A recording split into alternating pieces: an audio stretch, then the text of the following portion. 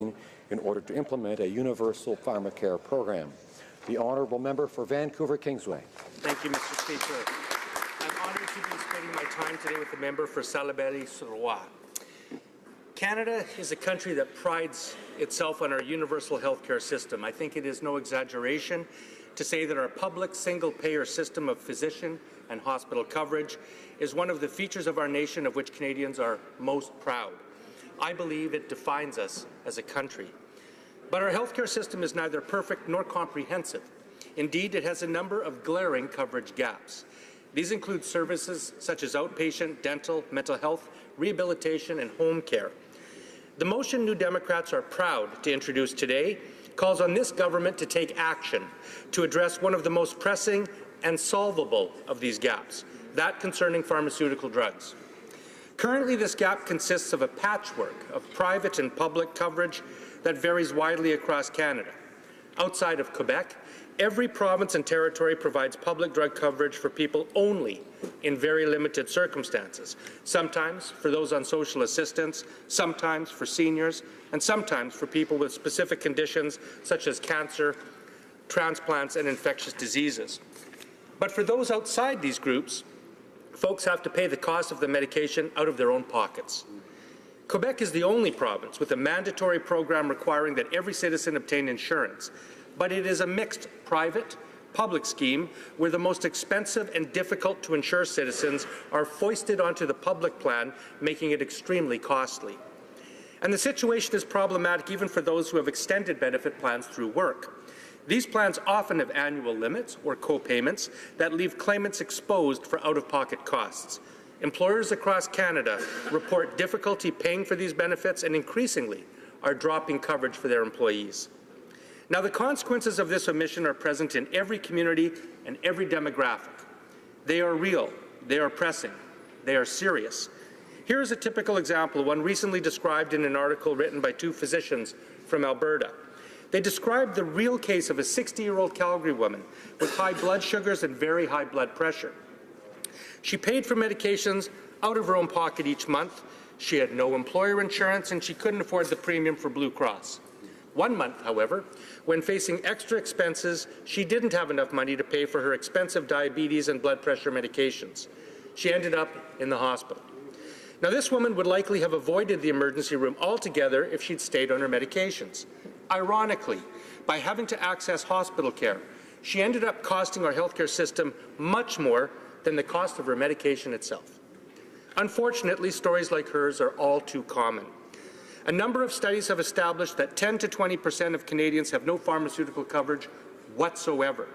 This means that 4 to 7.5 million Canadians are living every day without the medicine their own doctors prescribe for them and they need to stay healthy and sometimes even alive. 1 in 5 Canadians report that they or a family member neglect to fill prescriptions due to cost. In fact, Canada has the second highest rate of skipped prescriptions among comparable countries. And this particularly hurts seniors and the poor. 1 in 12 Canadians over 55 skips prescriptions due to cost. Low-income Canadians are 3 times more likely to experience financial barriers to accessing essential medication. Shamefully, Canada stands virtually alone among developed countries in this regard. We have been identified as the only developed country in the world with a universal healthcare system that does not provide some sort of universal prescription coverage. Canada is one of only 5 OECD nations whose public health system doesn't provide publicly funded drug insurance to all citizens. Even as millions go without coverage, Canadians pay among the highest prescription drug prices in the industrial world, second only to the US. And these costs are growing at an alarming rate. And here's the absurdity. If you cut your finger, you go to the doctor who stitches you up, you leave, and you never see a bill. But if you go to a doctor and your ailment needs to be treated by medication, you're at the mercy of your ability to pay. This is irrational, it is unfair, it is not consistent with the modern universal healthcare system, and it is also unnecessarily expensive. However, there is a solution. In fact, it is a solution so clear, so established, and so patently feasible that there is no reason why we should not begin to implement it at once. And that is what this motion and New Democrats are urging this government to do. Begin to implement a universal pharmacare system in Canada.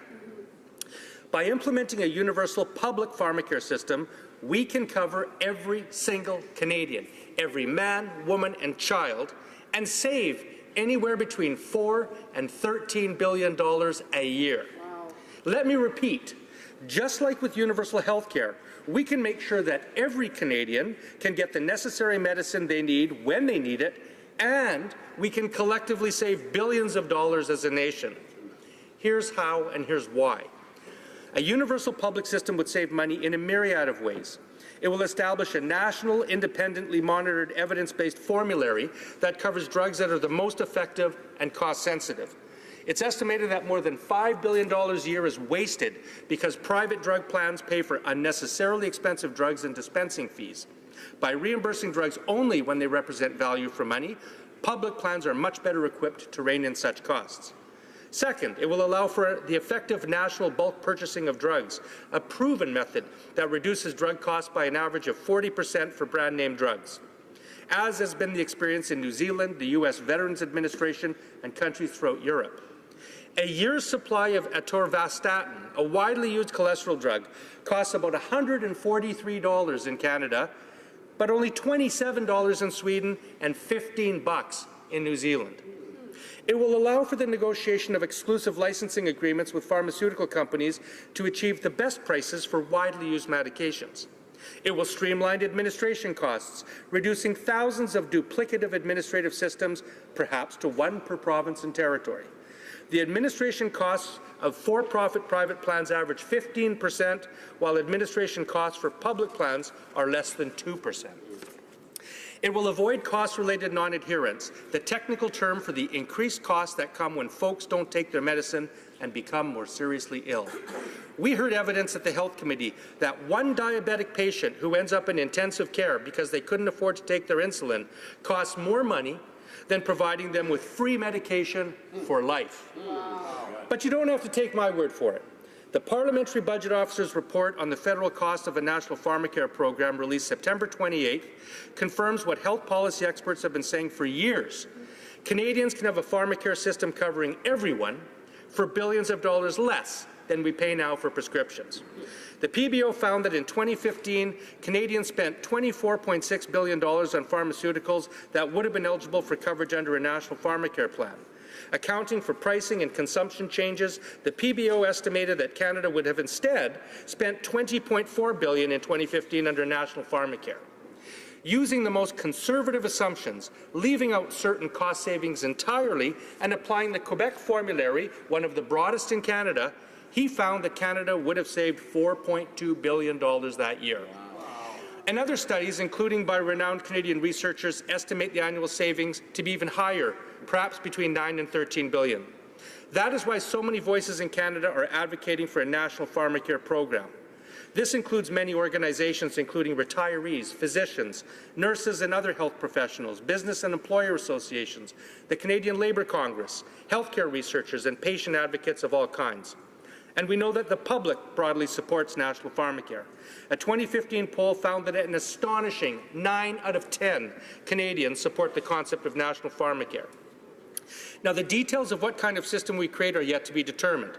A pan-Canadian pharmacare program could be a standalone federal program, or we could fold it into the Canada Health Act and add prescription coverage as an insured service, just as we do with any other medically necessary service. Now, ultimately, of course, we have to pay for our medicine, but it is always the Canadian citizen who pays in any event, whether they pay through public or private sources.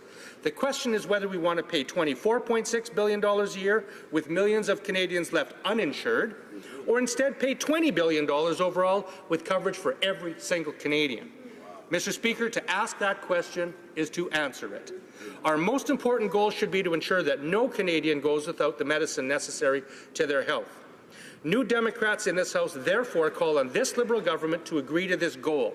We ask them to vote for this reasonable and necessary motion and meet with the provinces within 1 year to begin the discussions to make it a reality. Mr. Speaker, it took New Democrats and courage to bring Medicare to Canadians. We will continue to work to do the same thing for pharmacare. Thank you, Mr. Speaker.